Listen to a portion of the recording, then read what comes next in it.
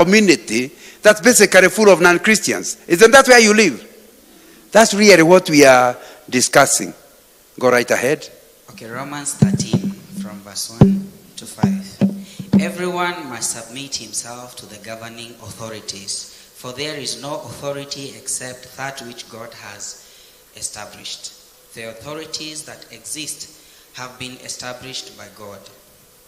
Consequently, he who rebels against the authority is rebelling against what God has instituted. And those who do so will bring judgment on themselves. For rulers hold no terror for those who do right, but for those who do wrong. Do you want to be free from fear of the one in authority? Then do what is right, and he will commend you. For he is God's servant to do you good. But if you do wrong, be afraid, for he does not bear the sword for nothing. He is God's servant, an agent of wrath, to bring punishment on the wrongdoer. Therefore, it is necessary to submit to the authorities, not only because of possible punishment, but also because of conscience. One of the things that surprised me when I first noticed, because you read the Bible and you're always noticing new things. Despite the first time I started reading the Bible consistently was when somebody came to our school in 1968 and told us about you can't claim to be a Christian without a consistent way of reading the Bible. And he brought us a book called Daily Power. Who has ever heard of Daily Power? It was 1 shilling and 50 cents then. But that is 50-something years ago. But it was very difficult to get the money. Your pocket money was 3 shillings, so if you give out that, what are you left with? But that's how I started reading the Bible. And it promises you that if you follow Daily Power, within 7 years, you have covered the Bible from cover to cover. If you follow a longer one, you need to take more time, called Daily Guide. That one promises you in 5 years, you will cover the Bible from cover to cover. So I don't know in that period of time how many times I have learned the Bible from cover to cover. The only interesting thing is, even where I read this morning, I saw something that I don't seem to have read. That's how I know the Bible is like, it's not like grain of wheat of Gwewa Thiongo. I read it once, and I was doing literature when I did for my Form 4, but reading it the second time I found it very difficult. But the Bible, every time I read, something new pops up. And I hope you can see what Francis is reading for us. That politicians are God's. Did you read it? I don't want to quote me. Quote the Bible. Politicians are God's servant. Now, I know you have a problem because of our type of politicians. But the Bible is saying they are God's servant. You might debate the engineer, because it's not written in the Bible, engineers are God's servant. You might debate teachers, but you cannot debate politicians. They are God's servant. What I understand by that is that God hates anarchy. Anarchy is where you do whatever you want, whenever you want, however you want. God wants every society to have some leadership system. That is required in your own home. That's a community. Your children must learn to live in a community with rules and leadership. The same thing with your neighborhood. The same thing with the government. But I believe God is teaching us about the importance of having order. That's why he is saying the ones who are in government are my servants, because they are doing what God wants to keep order. Unfortunately, I don't have a lot of time, so I may not go at that speed. The first thing I want to answer is, how can I get involved? As a Christian, how can I get involved in society? Then I'll spend a bit of time answering, why should you actually be involved? And then you open up for question time. I believe that if you really want to get involved in any society, and when I say society, I include the PTA. Do you have, unless you call PTA? At least when Pastor Alice and myself were having children in school, we used to call it PTA, but now with CBC, it may get a new name. But there are Christians who just attend PTA meeting and they have nothing to do with it. Am I right? So it is the politicized people, non-Christians, who run the school. They are the same one who reach a level to say, but wait a minute, this is becoming too Christian. We don't know our children. We don't want our children to be getting a meeting every other day. Reduce the number of meetings. And since they are the PTA, headmistress has to do it. Am I right? Why does that happen?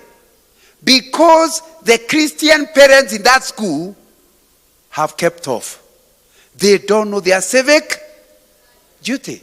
And I can still remember whichever school we have been involved in. We used to live in Kisumu. And I know my wife, our children were going to Aga Khan Primary School. My wife went there, and it's being led by Asians, and said, there are a lot of Christian children here. What do you have for Christians? The headmistress said, I organize for Hindus and Muslims. You Christians don't look bothered. Here, she had tried to talk to teachers. Nothing was happening. Hey, do you know, this is a Muslim school. No, they can't. She decided to take herself to the headmistress, the Asian. Said, are you willing? Take over. And so my wife earned herself a new job, organizing the Christians in that school. Even up to now, she meets, because that is over 30 years ago. So now she meets ladies, married ladies, and says, it means you can't remember. I was in the Bible club that you began in Aga Khan. The reason this meeting is being held is to tell you it's totally unchristian for you to be somewhere and your Christianity is not being felt. And we are not talking about witnessing. That's a subject for another day. We still witness, but that's not the subject now. It's involvement. One of the preachers of yesteryear said, any good Christian has the Bible in one hand, the left hand, and rather the right hand, and has the newspaper in the other. Why? The newspaper contains the problems of society. The Bible has the answer. If only you have the Bible alone, then you don't even know what questions are being asked. If only you have the newspaper alone, you will be frustrated and you commit suicide. Now, you require both. And so the challenge is, do you even know what happens in your neighborhood? These days, because of insecurity, almost every neighborhood has a security meeting. Am I right? And the Christians keep aside. They are too holy to get involved. So, when they are there, that's when they organize, they want to celebrate. A whole night they are dancing because the Christians was not there to say it will be too noisy. Am I communicating? And you can't criticize from outside. You need to be where they are planning. Are we together? And exactly the same when you don't get involved in August. They will elect their people. Surely, would you expect a non-Christian to elect a Christian? Am I communicating? The non-Christian is looking for a man when he is there who can get him contracts. Am I right? So, if you don't look corruptible, you are not a good candidate. Am I communicating? When you are a Christian, you are looking for somebody who can serve his people. Am I right? So then you keep off and don't vote. Somebody called Bucky said, the evil only succeeds when good people decide not to get involved. In other words, you have voted. By not voting, you have actually voted. Just to give you the way I vote myself, and I'm still coming to my notes. Since I cannot vote for somebody my conscience cannot allow, I don't vote for the majority. I don't go by who is winning.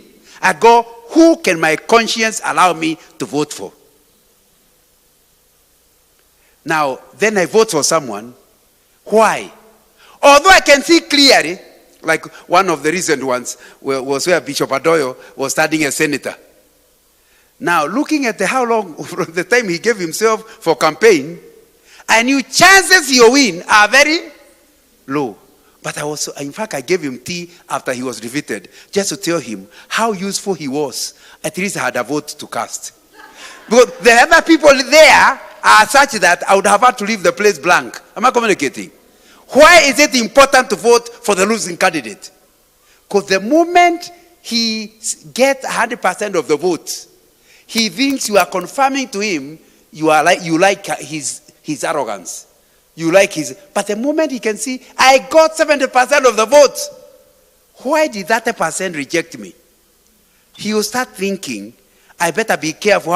If I want to be re-elected, I better win even these ones over. So it's very important to vote even for the losing candidate. Am I communicating? It communicates a message. Anyway, let me start by saying, if you are projecting my notes, levels of involvement. How can you involve? And I want to start with levels of involvement. The first level of involvement in civic work is prayer. Prayer. Let me ask you, if I were to tape prayers in your house during your family altar, what am I likely to hear? A prayer about me and myself and us? Or do you intercede? Which is the scripture requires. Prayers being made for the deliverers. Have you read that in the Bible? Yeah. So you cannot call yourself a Christian and in your prayer list, you are not praying for your government. You are not praying for your politicians. You are not praying for the leaders of the estate. You are not praying for the PTA. That's really the first involvement. That is not for some people. It's for all Christians. It's important that you understand it is prayer for all Christians, to be done by all Christians about your involvement. So if, for example, these August elections, by now you should be involved. Some in prayer and fasting, praying for God's involvement, praying for security during the period, praying that IBC will be independent and fair. Am I right? That is prayer. And you know, even if there are people who may not be wanting to be fair and independent, God can make them. Is he able to do that? And that's why we will spend time in prayer. So when you are talking about involvement, that is the first lowest level everybody is supposed to be involved in. Level 2. When the elections come, vote for your preferred candidate. Some people pray, but they don't vote. But you have just agreed, when you don't vote, you have actually voted. Am I right? By not voting, you have voted.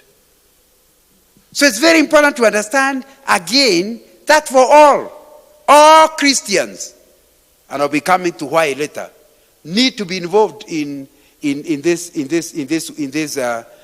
area. We go to level 3. Level 3 is for people who believe in what is being sold by a candidate. You understand him, you know what good he'll do. It is important that Christians get involved in campaigning for the right. We are not asking you to stand for elections. We are asking you to tell others. And it's very important to ask yourself, if you believe one of the candidates is more Christian, more reliable, better at articulating things than the other, then you keep quiet. You are not getting involved in level 3. As long as you don't use violence to convince other people. To answer the question, why are you not voting for this? Why are you voting for this other one? And it's important that that is done. However, like you can see in my notes, pastors can't do that. This is not for everybody. It's only for those of us who are not pastors.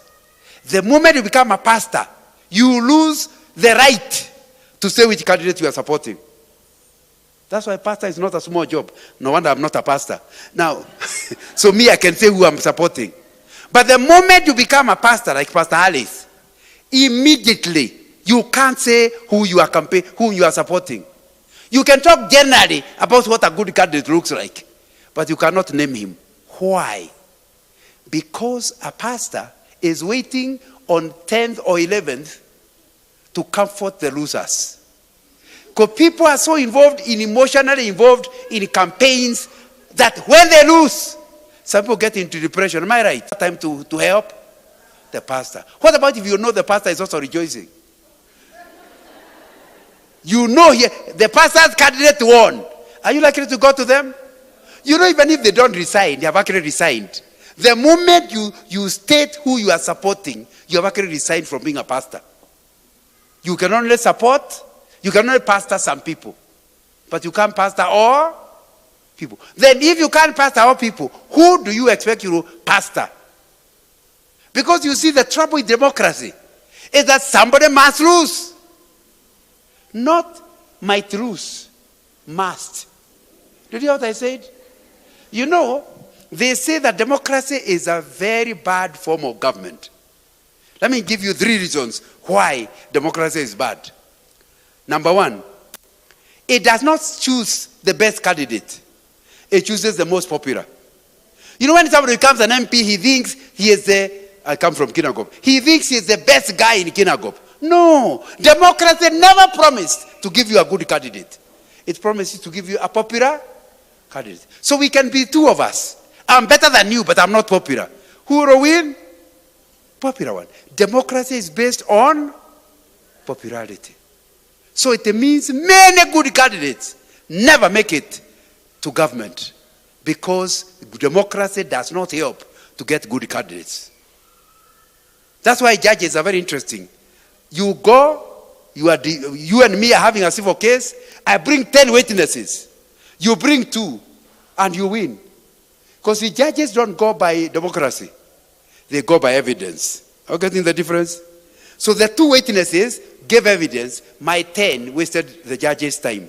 Now, so you don't go, and that's why you need to understand. To win an election does not tell us you are a good man. It only tells us you are a popular man. That's one of the problems. Can you imagine how much money we spend, and yet we are not selecting the best guy? First problem of democracy. Number 2 problem of democracy.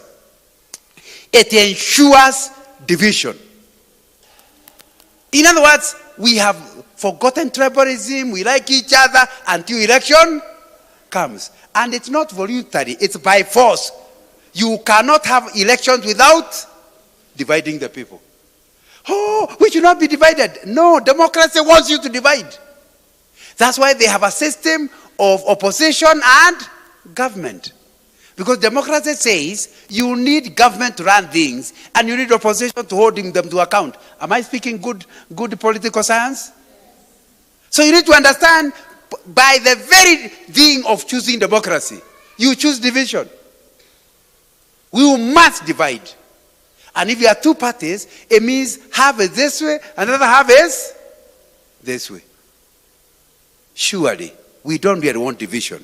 We wish there was another method, because the method of us is, and sometimes these things are problems. They even affect marriage. Where the husband is supporting one side, the wife another. So for the next 5 months, it will be nail by mouth. Now, you need to understand,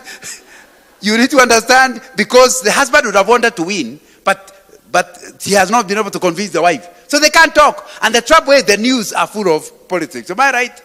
Another family I had said they will switch off the TV. If you want to watch, look for another way. But they will not be watching TV. Because they want their marriage to remain. They don't want to kill. And democracy is attempting to kill their marriage. That's a problem of democracy. That problem of democracy not only doesn't it help you to choose the right person, not only does it bring division, it ensures that during the next 5 years, people don't work. They are trying to win the next election. Am I communicating? Can you see how terrible that is? That they are trying to, what can make me win? That's what they do. They don't do the right thing. They do what is popular. And so it ensures the country cannot develop at the speed it should have developed if proper professional leaders were the ones in place. Anyway, I can go on. But I'm sure you're asking me then, why are we in democracy? Would you like me to answer the question? Because all the other methods are worse.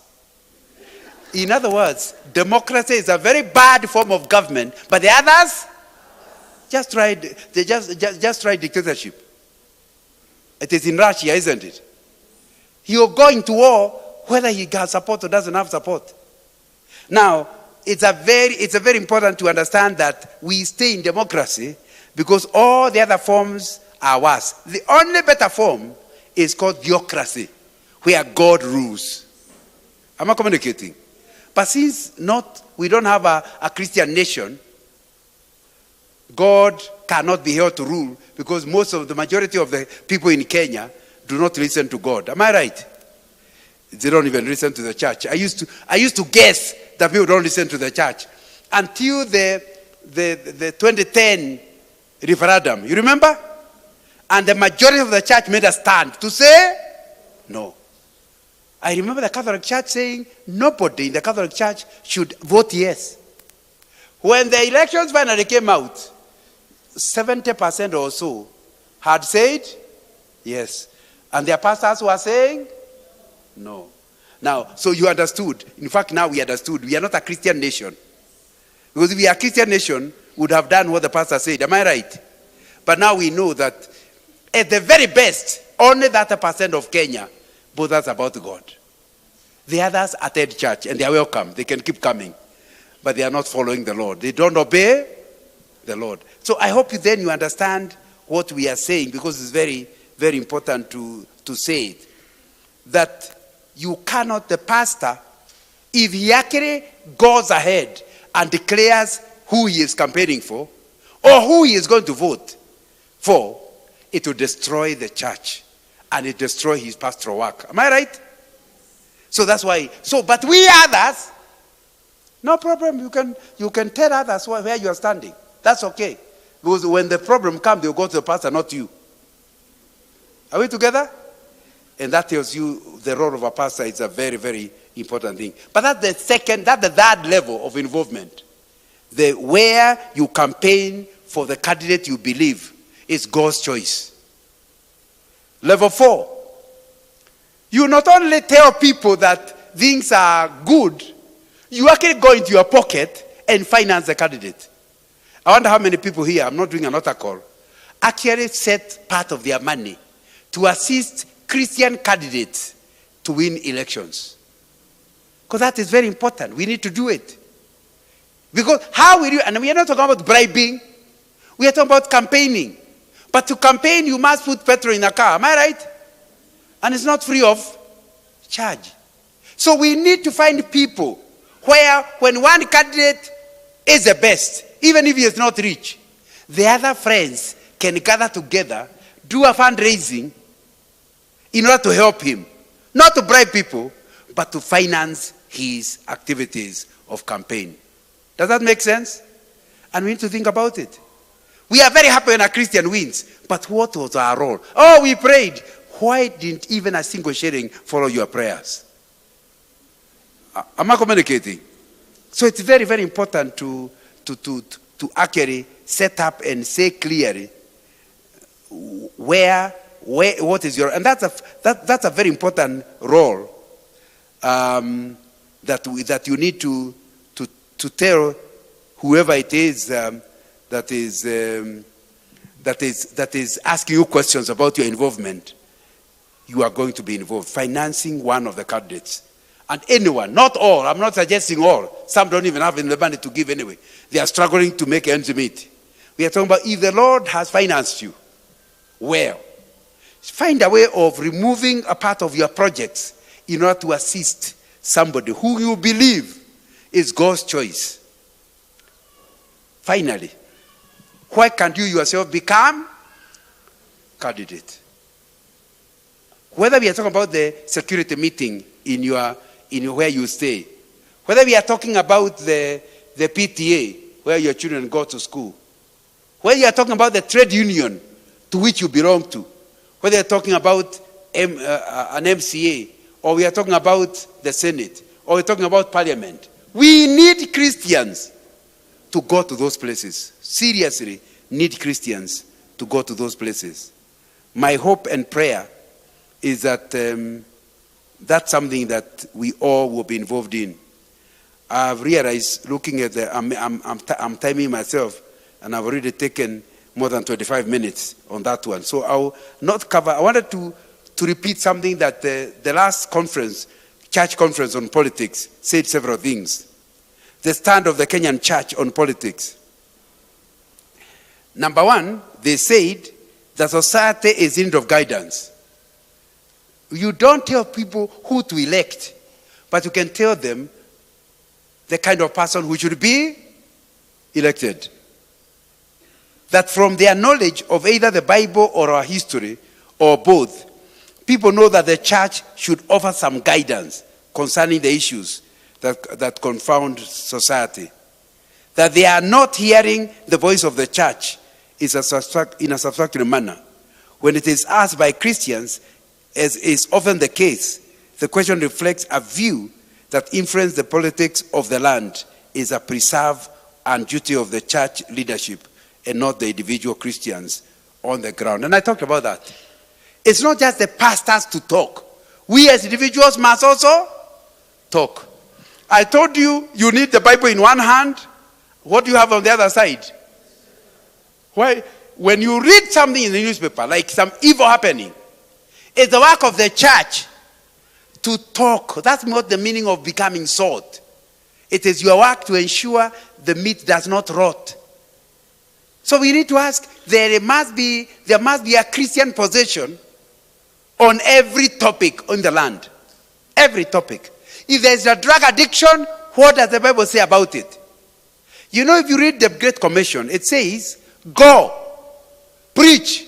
Those who believe, Matthew 28, those who believe, you baptize them. But that's all the end. What do you do after that? Teach them to obey whatsoever I have taught you. Have you read that, the Great Commission? It means that discipleship is assisting people to live their lives. Unfortunately, most churches just teach people, get saved, then we do follow up. We talk about the importance of prayer, the importance of Bible reading, the importance, about 4 or 5 items. Am I right? Now you can even become an elder. Now, that's what the Bible says. The Bible says, whatsoever. It means, in our discipleship process, the church is supposed to give guidance on how to be a matatu operator. Have you had a sermon on that? Have you had a sermon on that? How is the matatu business going to run? And there are Christians who go into it without the pastor teaching about how to operate as a Christian in matatu business. That's what discipleship is all about. Discipleship is not just about prayer. It's about how to live as a Christian in matatu business. How to live as a Christian as a mother. How to live as a Christian as a wife. How to live as a Christian as an accountant. How to live as a Christian as a father-in-law. How to live as a Christian as a daughter-in-law. All those are subjects the church is supposed to be teaching. Now, in the process, you will teach people about politics, how to be a politician. But also you are going to teach them what are the issues. What is the state of the economy? If the state of the economy is not doing well, what does the Bible say can help? That is part of the sermon. Now, otherwise you end up in a church where Sunday 1, get saved. A month has 4 or 5 Sundays, isn't it? Sunday 2, get redeemed. Sunday 3, get converted. Sunday 4, come to Jesus. Now, the whole 4 Sundays is evangelism. Are you getting the point? They forget the Great Commission was evangelism plus discipleship. Are we together? And there are certain favorite chapters the pastor wants to preach. But the syllabus is bigger. Do you think you'll pass your exam if your teacher only teaches the favorite topics? The syllabus determines what you teach, isn't it? And the syllabus being determined by what is the newspaper is what will determine the topic, and then checking what the scripture says about it. Right here is our responsibility. Remember, I'm still talking about involvement of a Christian according to his civic duty. And that's an important thing to think about. I want to move from that subject and just ask, what can a Christian do to help improve society? You know, when the missionary came, they came about the end of the 19th century, 1890s. The craft appeared at the coast 1844. But do you know, by the time we, our generation, are going to school, I went to school the first time 1958. Just a few years after Muzungu had arrived, half of the village had become Christian. Why? He would go to a place, the missionary would go to a place, ask for people to allow him some land. And we are not very many, so it was very easy to get land.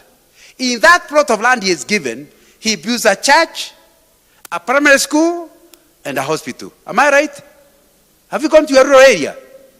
And because of that, putting things together, within one generation, the whole society changed. When they started saying, the son of so-and-so can read, even mine must. By the way, that time you are not going to church to become a Christian. You are going to church to read. In Kikuland, the people who became Christians were called Adomi. Because you are not going to become a Christian. You are going to become. But then, since it's a Christian school, you could not go to school without chapel. In fact, in the colonial era, every Monday used to be a day for a roll call for who attended Sunday school, because Sunday school was compulsory. So, Sunday or Monday, the teachers had a stake to beat all children that did not go to Sunday school. That died around 64. After we got independence, it's really left. But in the colonial era, people went to church by force. Am I communicating? If you want to get education, you must also get Christianity. Am I communicating? Now, the same thing can happen, isn't it? And in this church, it's happening. So you have a school here, isn't it? Now, so the idea is, this community will change faster. Not because you have a church, but you need a church, a hospital, and a school. That way, you are dealing with the problems of society. That's what we are calling civic duty. And as they see you as their friend, because you are dealing with their problems, they want to know about your Christ. Am I communicating? And that's what you need to find out. Is that happening? My prayer is that that's something which I'll do. We certainly need a better future. But I want you to know, we cannot get a better future without better Kenyans. As long as the corrupt guys are themselves producing corrupt children, we can rest assured by 2030, Kenya will still be more corrupt. Am I communicating? And that's why we need involvement. We need involvement in trying to improve. And that surely is not the responsibility of the government. It's the responsibility of the church to ensure that the next generation will have values. You know, this subject is called worldview. Worldview, they say, are the glasses through which you see life. And very interesting. Both of us can be looking at the same thing. You think it's wonderful. Me, I think it's not. I was just speaking to Pastor Alice how I go to places and I see funny things on the wall with, you can't tell it's a human neck. Have you seen those pictures? They are said to be famous artists. You know, come. It's sold in millions of shillings. But you can't tell whether it's a human being or a snake in the picture. Me, I go for a real thing. Either a flower, a person. To me, that's what art is. Now, my friend, what's the difference between me and the other person? Is that where I grew up, I did not know drawing nonsense is picture. So I knew they talk about it. And he said, Mr. Nganga, surely, oh, you are so kind. I said, why? Seafoods are so expensive. Very few of us can afford it. Anyway, I was not the one paying. The company was paying. So when we went to Tamarind in Mombasa, I realized these seafood, they are visible. They're on a table somewhere. You see the ingangi, the crabs moving backwards and forwards. And the snails are moving every direction. I wondered what would happen. So then finally they say, instead of giving you a menu, you are supposed to walk there and point to the live things you want. So we stood up to go. Me, I started walking back. And my Muzungu is going. Because I couldn't see how I can eat snail. I'm getting the point. But by that time, the Muzungu is watering. John, I'm so grateful. Thank you very much. And I'm moving backwards. What's the difference between me and the Muzungu? He grew up knowing whenever the father was loaded, when he had received salary, he would be taken to a seafood restaurant. So it was special and rare. For me, I grew knowing snails are not things you talk about. You can make somebody vomit. So it's the opposite of eating. Am I communicating? So how would I eat? Then the crabs actually eat you. How can you eat what eats you? Now, the difference between me and the Muzungu is called worldview. We are looking at the same thing, but you are seeing different things. Just like they are like glasses through which you see life. If I don't like the color you are wearing, I can wear red sunglasses and all of you will look. When I'm tired with red, I can put green. All of you will look. That's really what the church is supposed to give. The church is supposed to give children as they grow a worldview. When they interpret what is good and bad, is on the basis of what they were taught.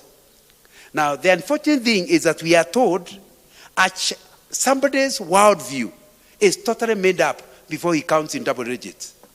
Before the age of 13, the child has determined his worldview.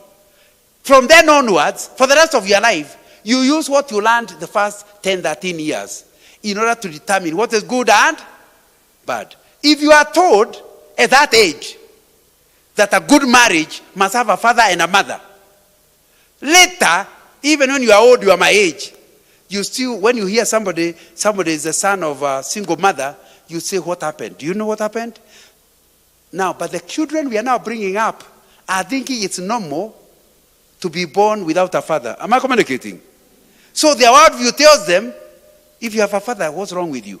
Because the average person does not have a father. I know that's a tough subject. That's not what I was invited to talk about.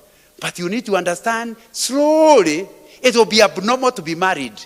Because the normal thing is not to be. Am I communicating? And from then onward, the worldview people have will not stand marriage. So you need to understand, we need at a very early age to help the children to have the right worldview. If they grow understanding that stealing is bad, and they grow with that, it means by the time they become a member of parliament, even if the money is there waiting to be stolen, they will not steal it. Why? They can't. I hope you'll not feel embarrassed if I give this example. But I was told of this guy, he was from Taita, where he grew up being told by the father, if you ever sleep with a girl before the wedding day, you become impotent. Now, that's why I told you to forgive me. So the boy grew knowing that the touch of a girl could render him permanently impotent. When he became a teenager, he had what other boys are doing. And one day he got a girl. When he was just about to fall into it, he remembered, I'll be impotent for the rest. The girl did not understand what made him run, but he was gone. What happened? His worldview told him having sex before the wedding is a terrible thing. Can you imagine if we were able to bring our children to have that kind of worldview? Am I communicating? And that's not the responsibility of the government. It's the responsibility of the church. What about children growing, knowing that your life is not about yourself? You are born to meet other people's needs. But we are now bringing up children with self-centeredness, where even if a brother touches the sister's pen, there's a fight in your house. Because it's mine. My mother bought it now. They don't know how to share. So they are growing a worldview where it is me and myself. Can you see the trouble we are going to bequeath society in the years to come? Now, our topic today is on your civic involvement. Your involvement to the rest of society. Not just your Christian family, but the rest of society. That's really something that I see as our responsibility. Who is shaping this worldview? If we only have 13 years to form the next generation, it's imperative that we know how it happens. Bwana, an American group, says there are 3 dominant influencers when it comes to shaping the worldview. Number 1, parents are the primary shapers, especially if the children are in a day school. That's what the study says. What does that tell you? If you take your child to to a boarding school before they are 13, that's no longer your son. It's a school son. Okay, you are a foster because you pay the school fees. But you sometimes say, how come you behave like this? We are not. But you never brought me up. I was brought up by the school. So unless there is a serious medical issue in a marriage, primary boarding schools that are prime for primary schools is a way of destroying society. Am I communicating? Yeah, because obviously one mother or whoever the teacher is with 100 children, can they cope? When they come for holiday, there are only 3 of them. You are sweating. Am I right? What do you think? Do you think the teacher is a miraculous guy? So you need to understand the children become their own parents, isn't it? So when one child starts taking drugs, all the others start taking drugs. Now, I realize my time does not allow me to go into all this. But I would like to, as I try to finish, I've already taken over 40 minutes. I want to tell you my best example of a guy who took society as a Christian is a young man called William Wilberforce. I'm sure you studied in history. What is one inference we are told about William Wilberforce? What did he do? Didn't you study history? What was one achievement of Brother William Wilberforce? Abolition of slave trade. It sounds like age matters here. The younger people have no idea. This young man, I would really want to encourage you to just Google the term Wilberforce and you'll see the story there. He got saved at the age of 25. And he had God telling him that the way Britain as a society was running was wrong. That God does not want things to run like that. The idea is the church can still exist. But he was not after the church. He was after the society itself changing. Do you know the boy campaigned, got into parliament with one aim? Change of manners of Britain, where they will no longer keep slaves. His original intention is nobody should have a slave. One human being cannot make the other human being a slave and trade in him. But unfortunately, when he started that, people said, wait a minute, that cannot happen.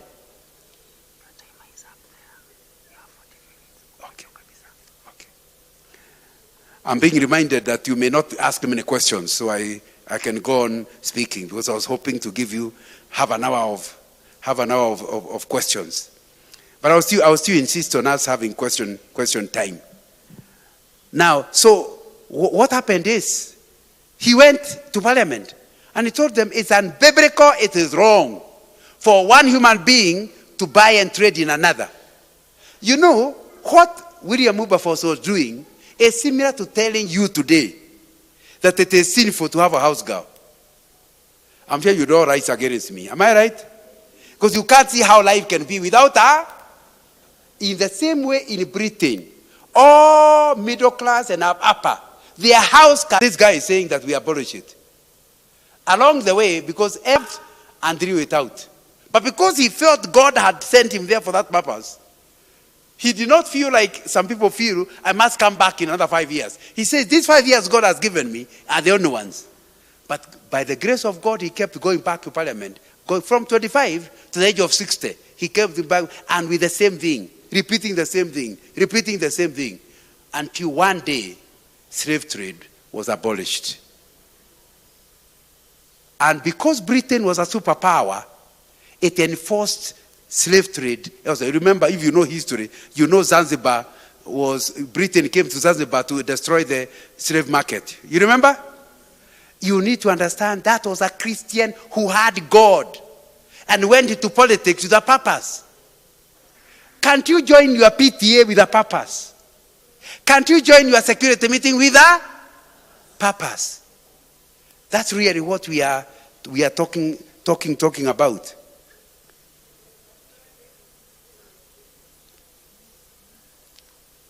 I better quickly just deal with answering the question, why is it so important that we get involved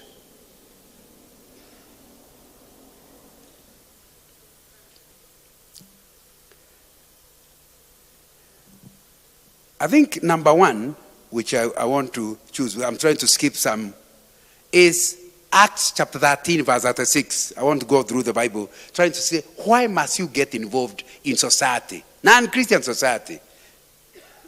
Acts 13, 36 says, now, when David had served God's purpose in his own generation, he fell asleep.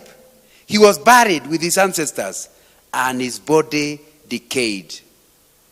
Do you hear why David was born?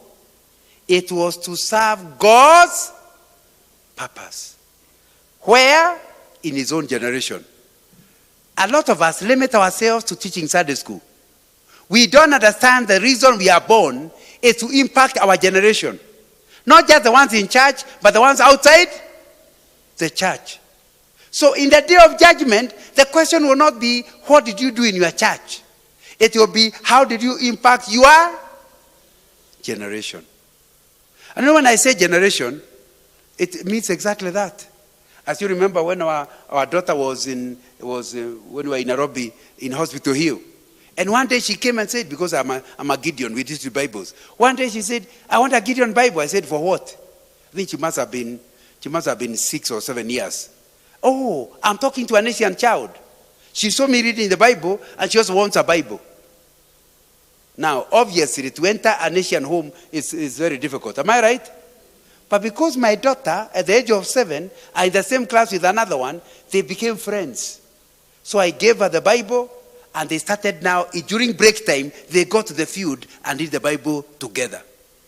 Remember, you are not being asked to affect all the people. It's to affect your own generation. So you need to ask yourself, how can you get involved? And please remember, we are not just talking about the work in the church.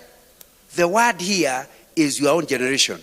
Why must I get involved? Because I must affect my generation. How do you affect your generation? One way is to vote out the wrong people. Am I communicating? So how can you be somebody who understands Acts 13, 36, and fail to cast your vote? How? Let's go on. Please understand that you are accountable for what happens in your generation. But it will not matter what happened before you die, before you are born. It will not matter what happens after you are dead, just when you are alive. You know, sometimes you feel like doing something, then you ask yourself. I remember when we were in Kisumu, my wife wanted to start Women's Aglow, because we used to have it in Nairobi. So we went to Kisumu. She wanted, Women's Aglow is a women's ministry. Then when she told somebody, he says, those things don't work in Kisumu. In fact, people have tried it, they never work. We were in Kisumu in the 1980s. My wife answered, it is true they have not worked before, but God is not asking me about their failure before. He's asking now that you are in Kisumu, is there any interdenominational women ministry? Something that brings women from all churches together? None. Do you know how to start it? Yes. So he just went from pastor to pastor. And every pastor wanted him, yeah, okay, I'll tell my women, but those things don't work in Kisumu. You know she cannot argue with them. They have the facts. Am I right? But God reminded her, she is not to affect Kisumu after we leave.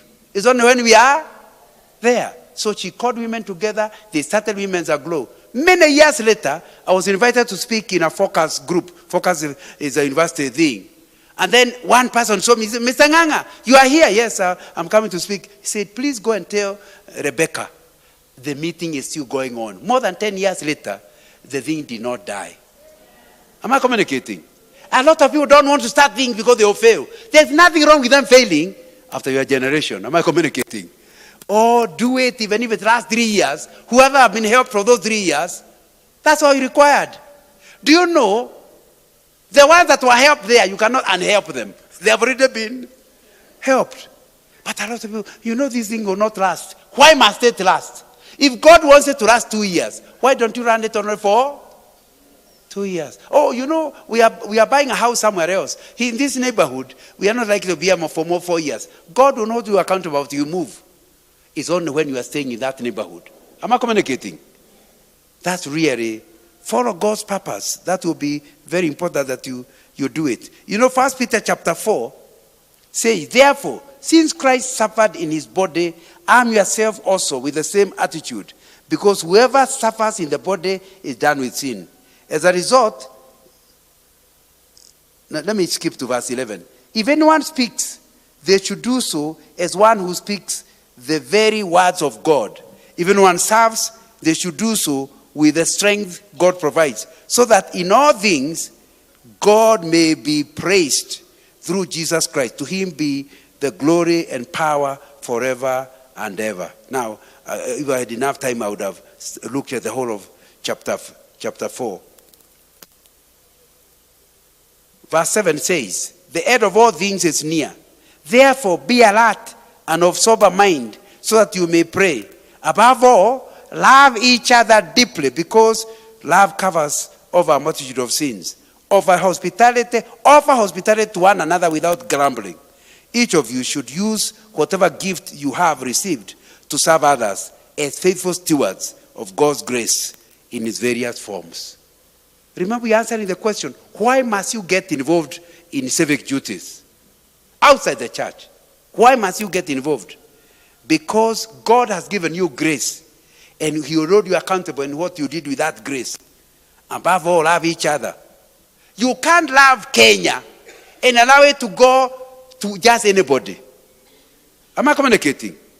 You can't say you love Kenya and you're allowing crooks to be the ones entering into politics. Okay, even if they are crooks, at least go for the lesser crook. Am I communicating? But I'm just hoping that even in this meeting, God will talk to somebody to tell him to get involved, so that we have somebody to vote for. Am I communicating? And that's really what we are talking about.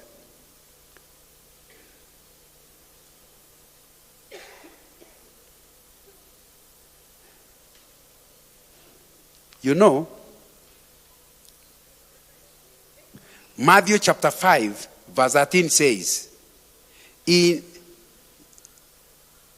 be salt of the world.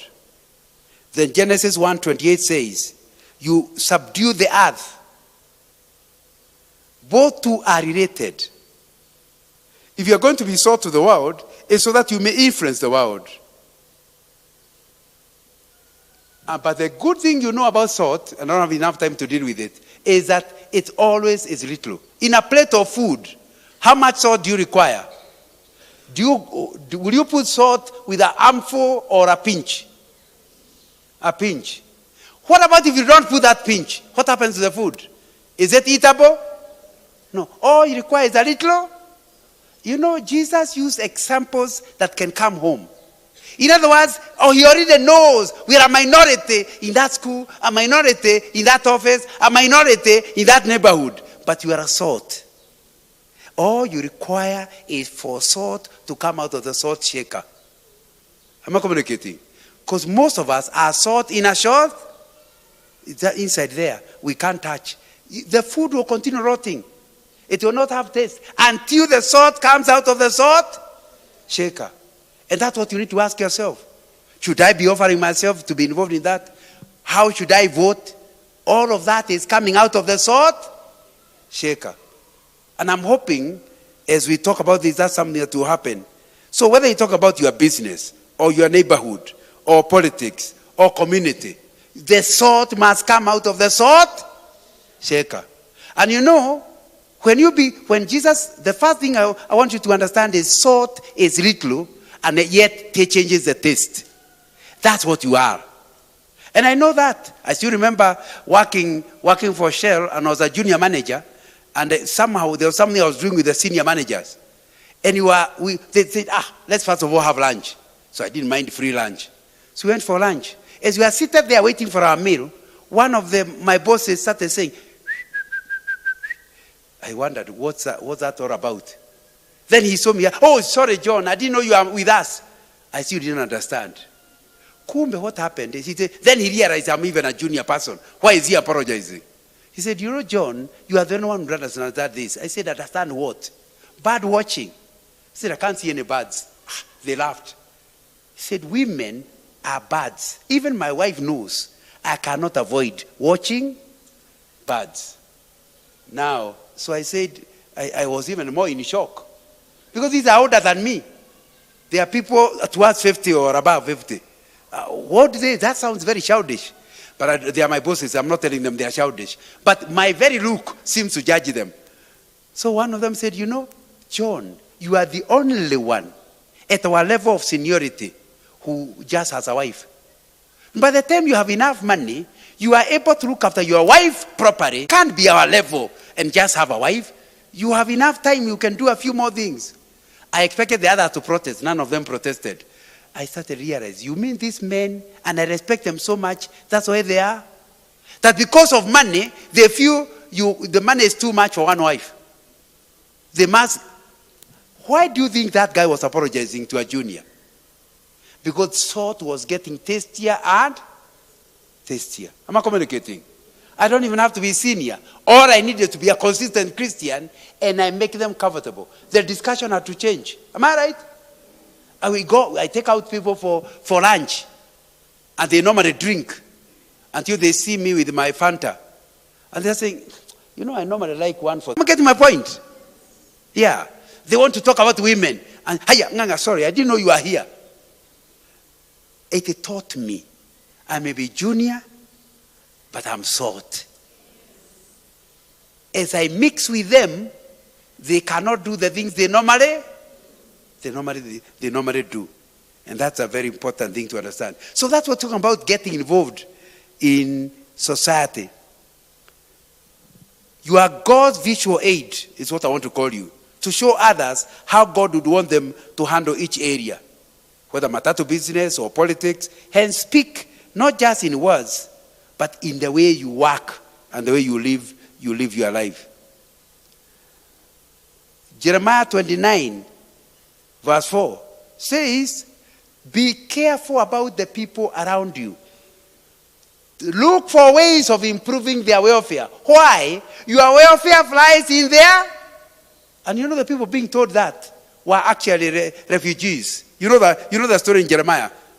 They're refugees, but they were told, where you are, improve the situation there, because in their welfare lies your welfare. In other words, remember I'm still answering the question, why must we get involved in civic duties? Because when you improve their life, even yours improves. When you work very hard and get a Christian MCA for your neighborhood, and he does a good job, it's not just them who will benefit, even yourself who is the resident there will also benefit. And that's really very important for us to understand. Ezekiel 3:17 calls us watchmen. What does a watchman do? He notices the enemy coming. And Ezekiel is told, when the watchman notices, he must tell the people. If he doesn't, their blood will be required out of their hands. Why are you going to get involved in politics? So that you can tell them when the enemy is coming. Am I clear? And it's important to ask yourself, how do you do that? Of course, I've given you the various levels that we can use. And they are all very important. Then Ezekiel 9:4. God marks those lamenting for the nation's evil. In other words, he is saying, if you're not touched by the evil around you, he will mark you for destruction. I have run out of time, so we are not getting enough time to read it. But please write it down and go and check it up. That you cannot allow, you don't say, but you know, that girl is going to get pregnant. The way they are outside, they'll get pregnant. But not my daughter. Me, I've only boys. Now, if you are not touched by what happened to somebody else's daughter, the word of God is saying, you have been marked for destruction. You must be touched by the rottenness of society. So touched that you pray about it and then find out from God what you can do to change the situation. And I could go on, but I still want us to have a time for discussion. I've already taken more than an hour. So, without going to the rest, the notes are available in the church, so just ask Pastor, and they'll forward the notes to you. And you can also get this same discussion in my YouTube account. Those of you who like listening. My YouTube account is simply John N. Nganga. Go to YouTube and if you type politics, search politics, you will see my discussion on politics. And it's much more detailed. But if you don't like listening, you like reading, you don't have to, you just go to my website and there are notes on it. My website is www.johnganga.org if you are interested in more details. But let me leave it there and summarize as follows before we open up for question time. Number one, that God expects us to dirty our hands in society. That's why he's calling us salt. We cannot ignore, because we are in a holy place, we are in church. You must come out of the salt shaker. Have I made that clear? Number two, that there are various levels of involvement. But all of us, at least in level 1 and 2, we must get involved in voting, we must get involved in prayer. Beyond that, you talk to God about how you can get involved. Thirdly and importantly, that the church must find a way of influencing children before the worldview is formed. Are we clear? But it also means you.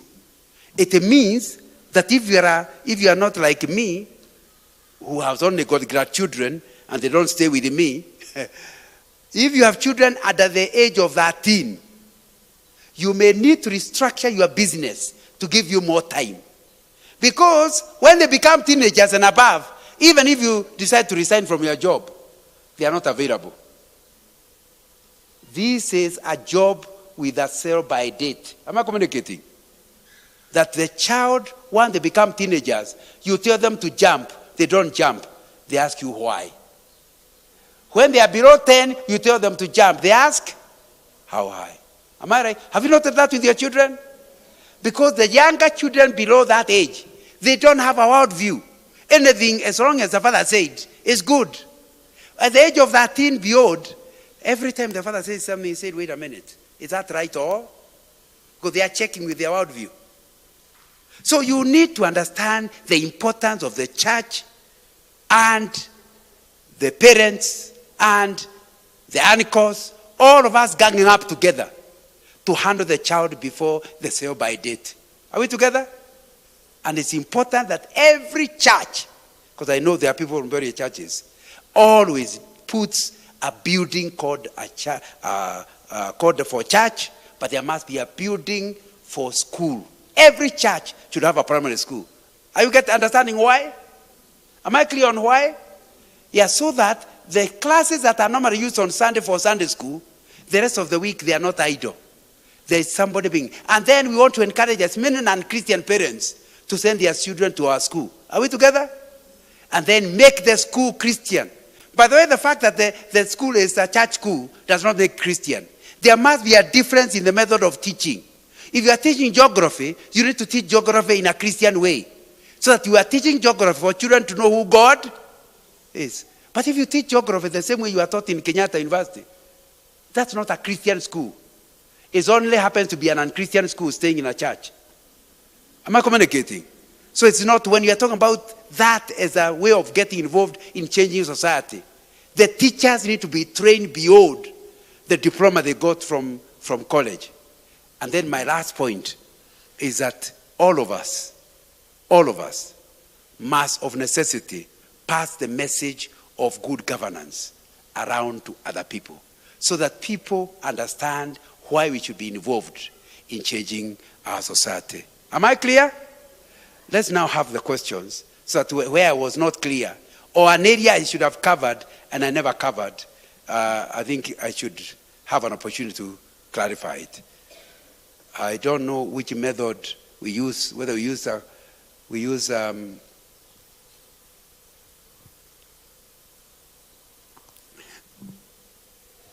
have a few minutes before 4. Yeah, just, you need a mic.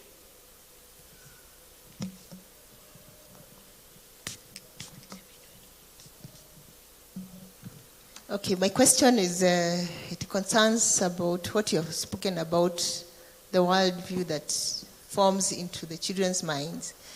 And one of the challenges that I've realized that is quite, has a great impact is where we are bringing up children without fathers, and also sometimes you also come from dysfunctional families where the father is not functional. And then, so the cycle seems to be going on and going on. So I don't know how we can be able to salvage that situation so that we can, as a church, we can take up the responsibility and change the narrative. I think you are right to ask me the question, because I said whatever ill society is work of the soul to correct it. Are we together?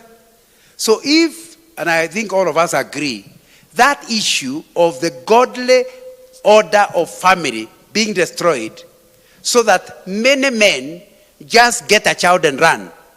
I think they are called something beat. What are they called? Men who don't look after their children. What are they called? A deadbeat. They are both dead and beat. Now, how does the church tackle it? How does the church tackle it? I think that's a very, very good question. Because for sure it matters. By the way, the other day I read, it was news, must be 3 or 4 years ago, The Nation wrote that a study in Kenya showed for every 10 children, 6 come from single parents. That's very high. I don't want to do a census here.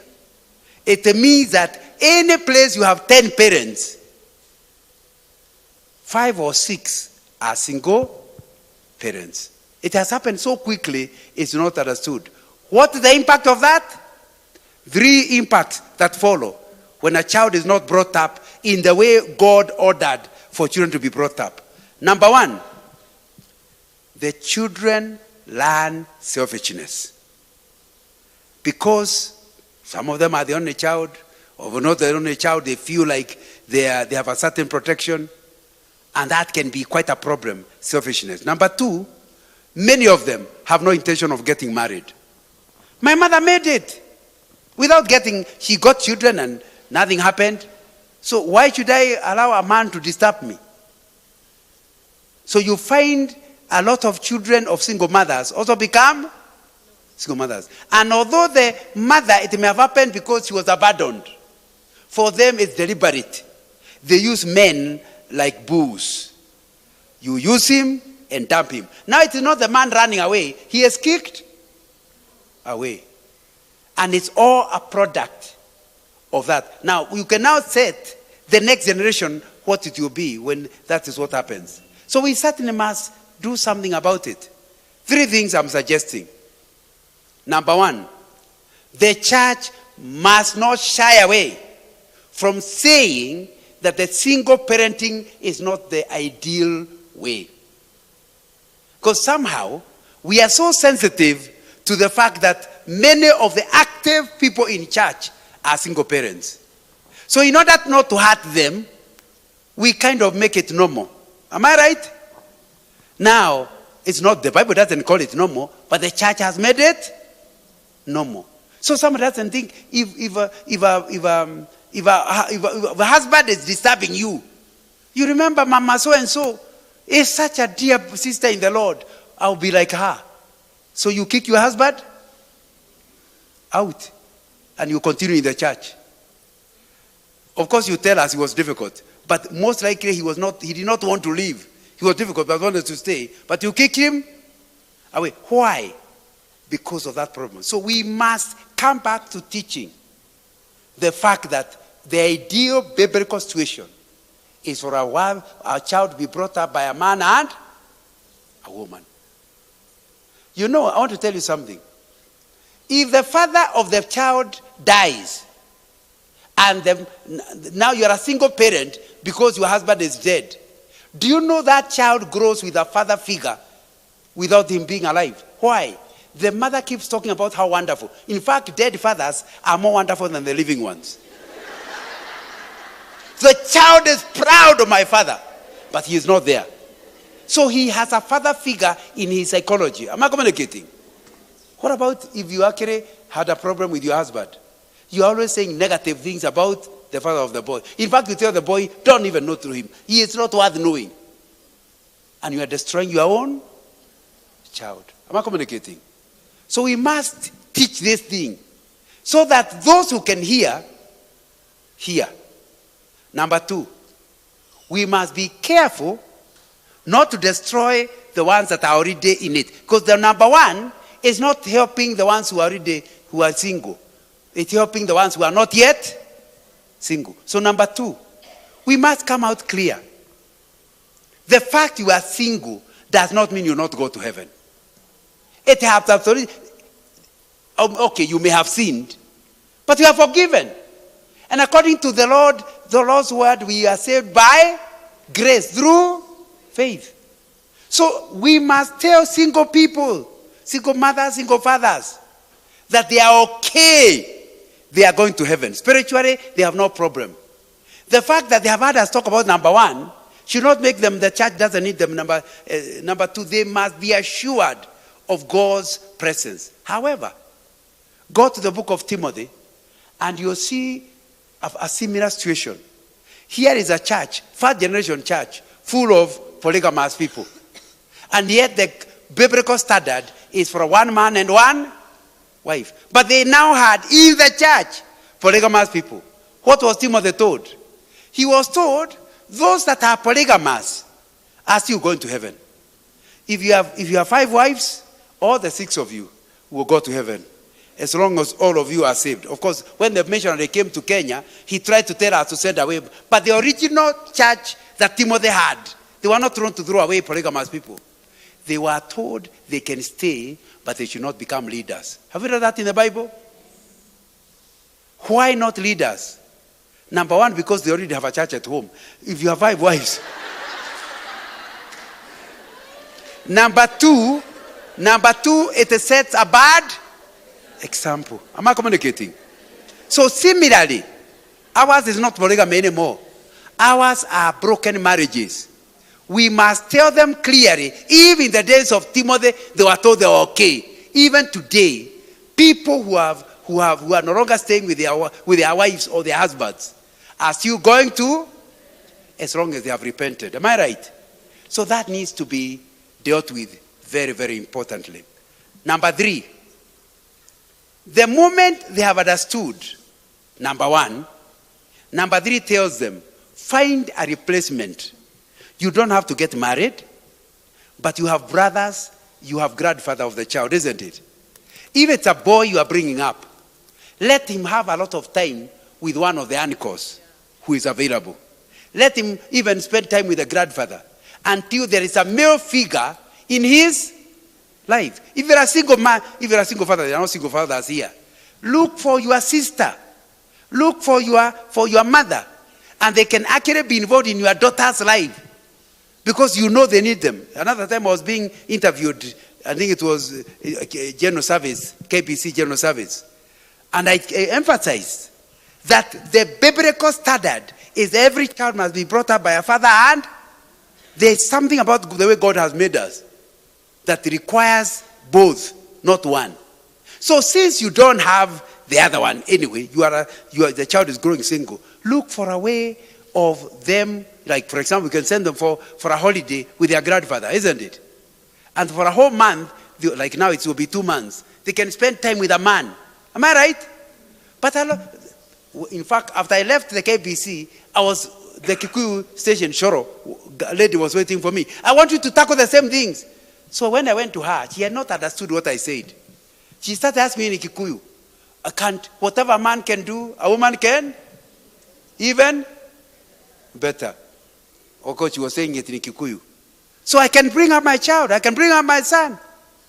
So I started telling her, that will contradict the Bible. You need to understand there are things you only do because there's no alternative. But the ideal is there should be a man. Hey, we fought. Because she doesn't want that. She doesn't want her listeners to go hearing me. So it was I found it a very, very tough interview. When it ended, she told me, I'm sorry, Mr. Nganga, but I'm a mother to a single boy. And I've always told my son, he doesn't require any man. I'm adequate. But by the time we finish the interview, I now know I have something to change. So I did not mind the fight, because at least I got one convert. Am I communicating? These are things we don't talk about them. Am I right? But they need to be talked. Let me repeat. If the father of the boy has died, he is still alive because of the kind of information he gets from the mother. Am I right? But if he's alive, there's a possibility that child will grow with a warped idea about how it is to be a man. Because you cannot be a woman and a man at the same time. You know, forgive me for this one, because I know I'm talking in a meeting. But you know, I find it funny that people with PhDs will keep saying, whatever a man can do, a woman can even do. You know, there's some nonsense you can't understand. Education does not remove. The other day, I was in a meeting and I asked them, if whatever a man can do, a woman can do, tell a woman to impregnate another one. Because surely, see, whatever a man can do, a woman, so you can get a child. Just, haven't you heard of lesbians? Two women staying together. What are they doing? They are going to the people with the children to adopt. Am I right? After knowing that, how can you give such nonsense? And it's being repeated by top guys, top women. Whatever a man can. No.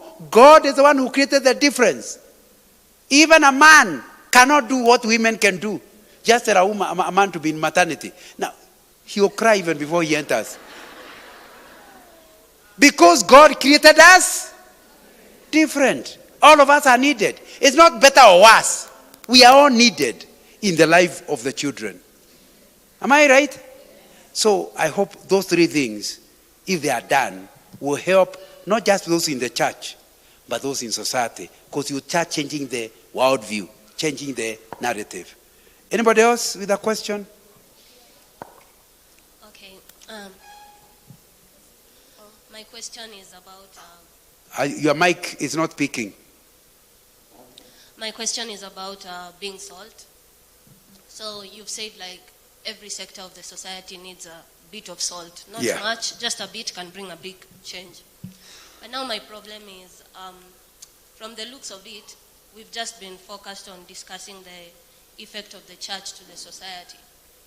But you see, there's a writer who says, before you can think about changing the society, you must think about changing you as a person. So salt to a society is like having a boat in the sea. And the boat is okay, it can rescue people who are drowning, but a problem starts when the water starts getting into the boat and it drowns. And I think that is one of the biggest problems right now in the society. I'm a young believer, so I'm learning from the people before me. But for someone like me, if I'm going to apply for a job, I need to have qualities that God has said I should carry, and integrity is one of them. But you will find that you go to a job, you meet, do I say mature or older believers, and they'll tell you times have changed. You know, there's that statement of times have changed. Be a pragmatist. We do things this way, but me know God doesn't change. Times change, but God doesn't change. So you find you go there and someone is asking for a bribe before they grant you a job. But the Bible has said no bribes. And the person who is telling you just give them is a mature believer. So I think we should first discuss how the church in itself as a body should work on it. Because there's some famous speaker who said if Jesus was to come down and reform the whole society as a whole, he'll start at the pulpit.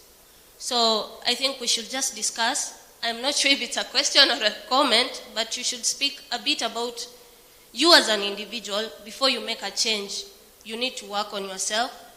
And it's tough, by the way. It's very tough.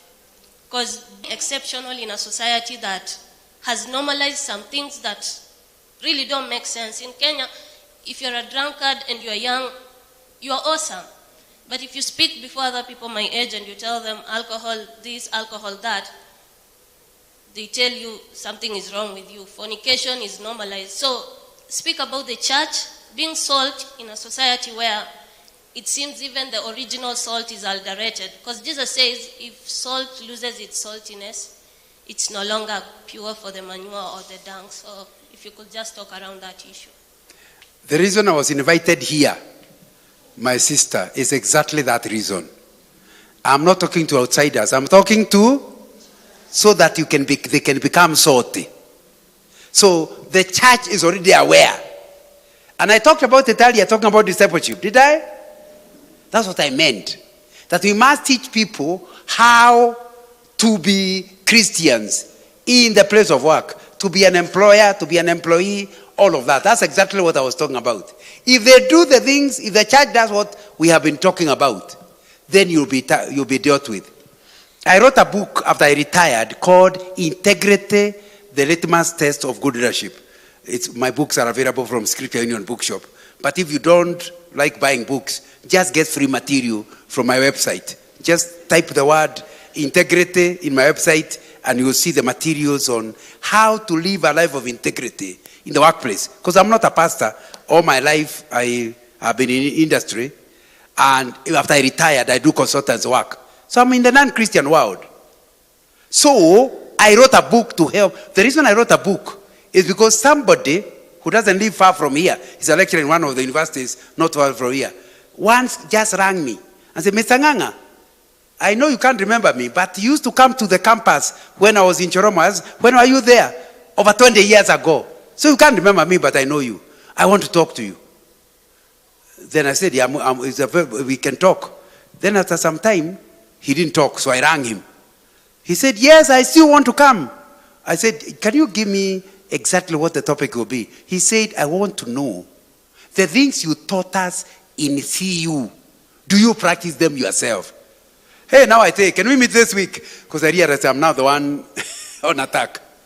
So we met. I took him to a Java and bought him tea. And he said exactly what this lady has said. You people told us things that are not practiced. The other day, I wanted to buy a plot and build a house. I was told by somebody of your age, Pentecostal, Spirit-filled, that I should be Nichanuke, whatever that means. What that means is you can never get land in Nairobi without giving money without a receipt. They don't bribe. They only give money without receipt. But when you came to campus, you told us that is evil. So he looks at me and thinks there's something wrong with me. So I said, you must tell me, what about you? Do you practice what you preach? For the next 2 hours, I was on my defense. One testimony after another testimony. He wants to know, how did you get that house? How did you get that car? How did you get that contract? He wants to hear a testimony. Now it's several years later, he's walking with the Lord. But I told myself, how many other young people are there thinking that not well practice is what we preach? You know, Pastor Alice, you must return testimonies back to church. Every Sunday, we need a 5-minute testimony of what is happening out there. How are you? Because preaching is dismissed. You hear my preaching in campus, or I've been preaching in campus. The first time I was invited to speak at university was 1977. I've been speaking all these years. But now my preaching is being dismissed. Only testimony can do. And we need to find a way of giving testimonies. How did you get your house? How did you get your land? You know, the other day a young man told me they were in a meeting, and the company function, and they were in a meeting and they were talking about HIV. The speaker, who was an invited consultant, was telling them, the first solution to HIV is to be clear. There is nobody not sexually active who is over 18. Jesus saying, you can't say that. Say, don't pretend. You can't be that age without sex. Now, the others started saying yes. So everybody was looking at her like a fool. In other words, today to be a virgin is abnormal. They think there must be some medical problem. But the word of God has not changed. Isn't that what the young lady is telling us? So we need testimonies. I don't know how to say it without embarrassing you. Come and tell us. Did you do it before the wedding? Now, they need to hear. That's what that young lady is saying. Are you hearing her? She needs testimonies. Because she is starting from the way she is talking, she is also forming an opinion. You also like the person she found in a place of work. They need to hear. You know, the other day I was doing a consultancy in some oil managers. And I don't know how it got into issues of corruption.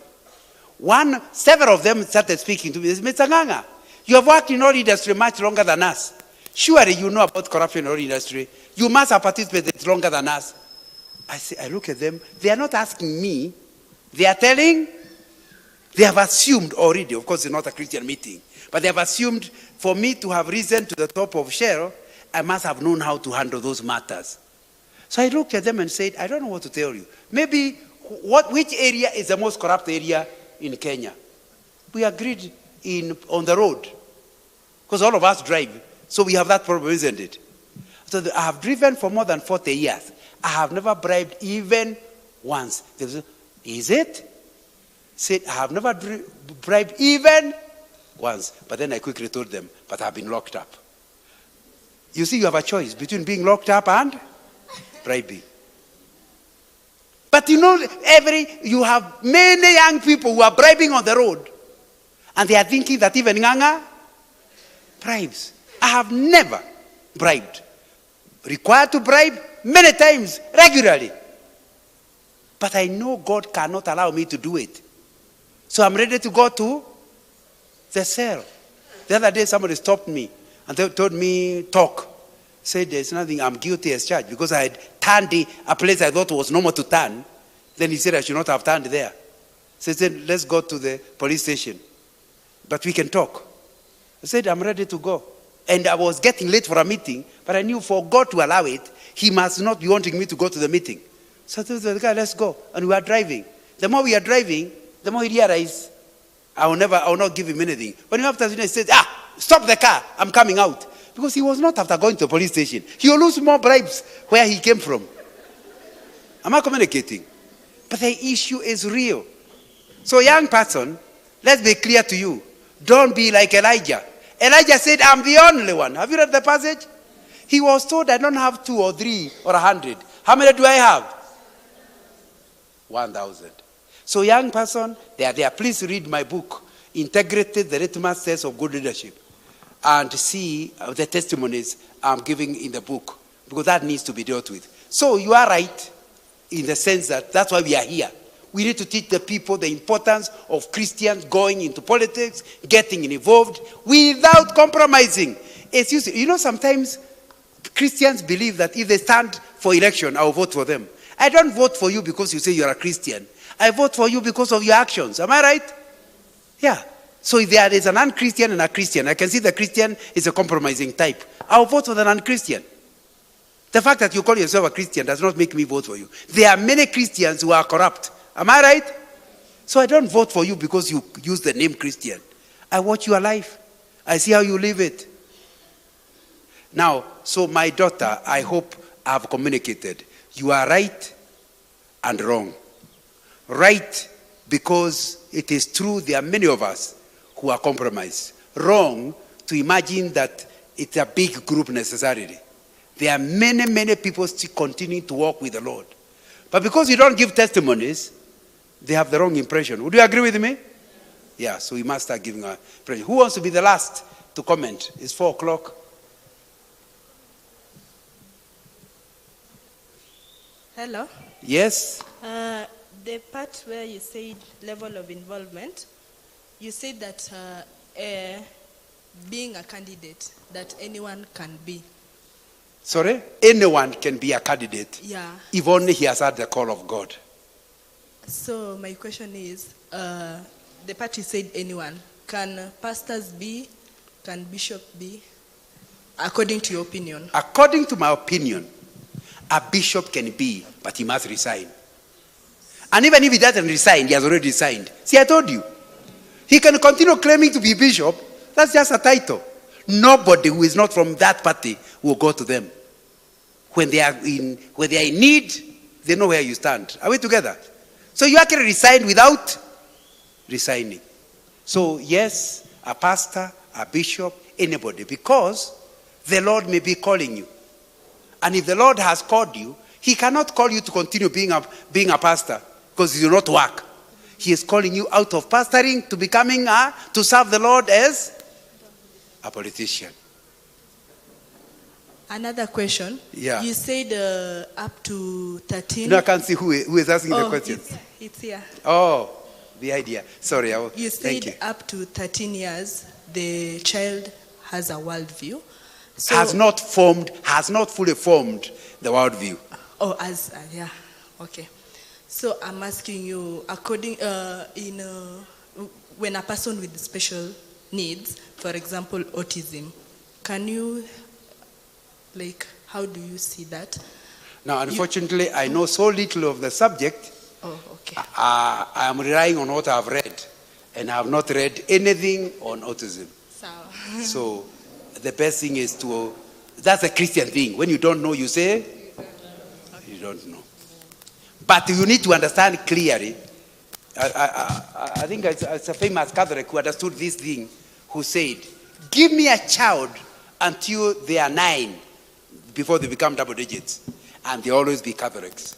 Because every time you try to change him, his reference point is what the priest said. That's why it's so dangerous to take your child to a boarding school that is not even teaching the things you want the child to know. But I hope I've answered the question now.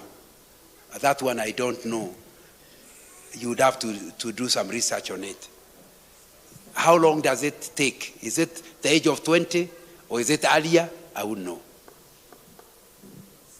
Okay, I have one of my questions has already been asked.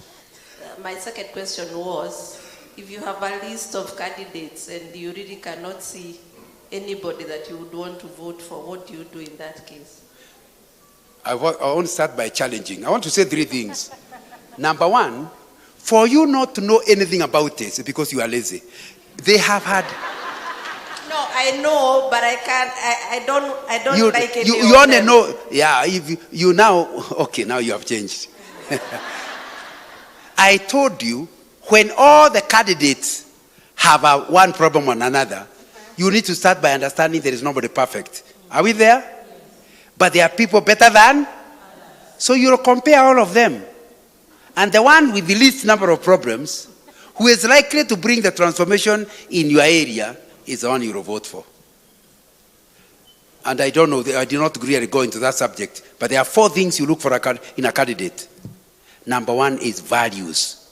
What are values? Core values are convictions that are non-negotiable. And so you need to talk to people who know him. He's talking about, I've been done this, I've done the other. Find out, do your research. Don't just wait until the voting day. Find out something about him. What are his values? If somebody doesn't have biblical values, he is joking around with God, he should be the least. It doesn't matter how competent he is. Values are more important than competence. Are we together? If somebody, even if he's not a Christian, does he fear God? Because if he fears God, there's a possibility he could get saved. Am I right? But even somebody who plays around with Christianity, jokes around with God, I will not touch him even with a long pole. Are we together? So these other things don't matter. If he does not know God, he will come and make such changes and make it impossible for the church. Am I right? And to me, that's why, for example, I voted no for the Constitution. Why? I still remember going to Tanzania on duty or some area, and they were saying, which side are you voting? And I told them, I'll vote no. Why? We have a fantastic constitution. 99% I'm in agreement. The Kenya will change. But there's 1% and it touches on God. And because I'm a Christian, I don't have the freedom. How could I vote for a constitution allowing homosexuality and still be a Christian? How? How could I vote for a constitution that seems to open doors for killing babies? The Bible doesn't allow it. Are we together?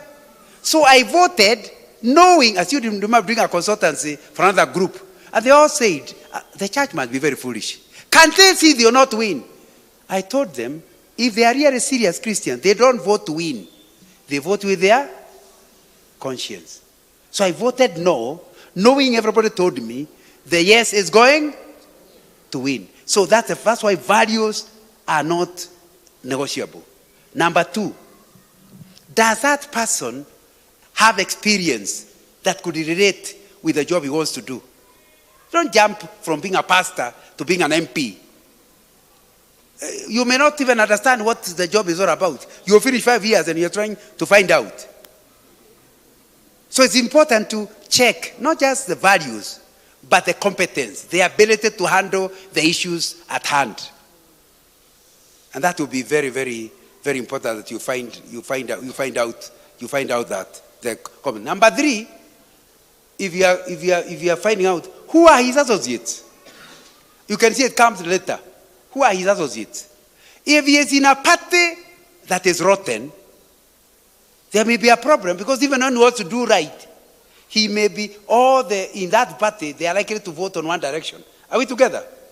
And you have a problem. I can go on, but I've already run out of time. Does that help? Yeah. So go through your candidates and use those 3 items. I can go for more, but use those 3 items, and they'll help you to determine who you should vote for and who you should not vote for. Now, I'm not asking for more questions. I should have done what I wanted to do earlier. Should have given you more time, and I should have lessened my talk. But I hope I have communicated. Have I communicated? You know that we can talk. Talking is not communicating. Communicating is when you understand. So do you understand? Yes. Okay. I'm not doing an altar call, but I believe that God will touch you to change your direction from here. You always say, after that meeting in Deliverance Church Zimmerman, my view changed. I'm now practicing the following. You must be doers of the word, not just. Yes. Let's pray. Lord, these are easy things to say, but difficult to practice. I'm praying for every home represented here, for this to be a matter that will be discussed at home, so that we can influence each other to become involved in our civic duties in the society you have placed us in, so that we are truly watchmen, we are truly salt that will bring a difference in this society. In Jesus' name we pray. Amen. Amen.